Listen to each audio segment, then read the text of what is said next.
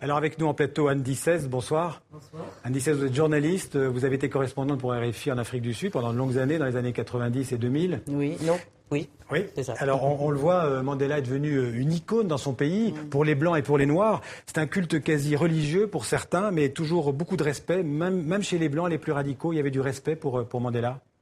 Oui, les plus radicaux, je ne sais pas. Parce Ouais. que les Blancs les plus radicaux, c'est... Je ne sais Il y pas en a si c'était encore. capable d'avoir du Ouais. respect. Mais en tout cas, oui, dans la communauté blanche, c'est clair qu'il y avait de plus en plus de respect pour Mandela. Ouais. Et que, enfin, en tout cas, Mandela, plus de respect pour la communauté noire. Et que Mandela était un vecteur, un véhicule de ce respect. Et on l'a vu dans les derniers mois, les dernières années, même de la fin de l'apartheid. Ça ne s'est pas fait brutalement avec soit la sortie de Mandela, soit les élections de 1994. Ça s'est fait assez progressivement à partir du référendum qu'avait organisé De Klerk pour justement avoir l'aval de la communauté blanche. Ça a été le dernier vote racial de la communauté blanche, donc sur De Klerk dont on parle assez peu d'ailleurs aujourd'hui, je trouve. Oui, oui, c'est vrai. Il est discret, mais enfin bon. Ouais. Il vit toujours d'ailleurs. Il vit toujours, il vit en Afrique du Sud, il vit un peu à Londres, un peu en Afrique du Sud.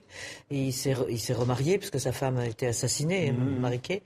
Et oui, c'est vrai qu'on en parle peu, mais c'est vrai qu'il a été... aussi de lui rendre hommage parce que... Voilà, il a été un artisan aussi de cela. Tout à fait.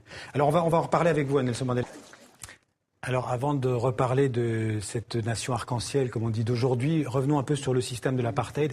C'était vraiment cette ségrégation entre blancs et noirs. C'était une forme, on peut dire, très aboutie du racisme au quotidien. Absolument. Ouais. Absolument. Et c'est une forme institutionnelle. Elle était très aboutie parce qu'elle était dans les institutions. On naissait avec sa race. C'est-à-dire que à la déclaration de naissance, on était classifié métis, noir, blanc, métis, indien.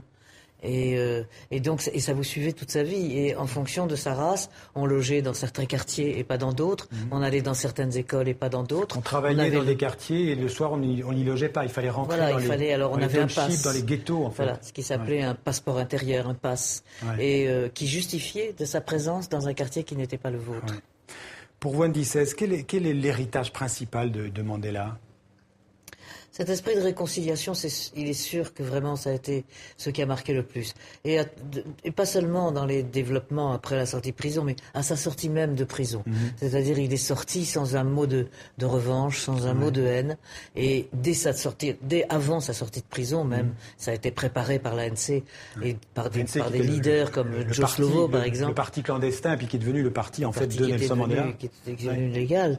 Et ça a été préparé de manière ainsi, c'est-à-dire que dans la direction de l'ANC, il y avait une partie qui était certainement la partie majoritaire et qui était dirigée, pendant que Mandela était encore en prison, par un leader qui s'appelait Joe Slovo, qui était membre du Parti communiste sud-africain, un homme aussi d'une intelligence absolument exceptionnelle, et qui avait préparé son parti, en tout cas, sinon la population, mais d'abord son parti et les cadres de son parti, à ce qu'on ne mette pas les Blancs, on ne jette pas les Blancs à la mer, comme ça s'était fait dans d'autres circonstances et dans d'autres pays, donc Nelson mais Mandela, qu'il fallait les intégrer d'emblée dans un pays uni. Et d'autres ont évité à l'Afrique du Sud une guerre civile à ce moment-là. Voilà.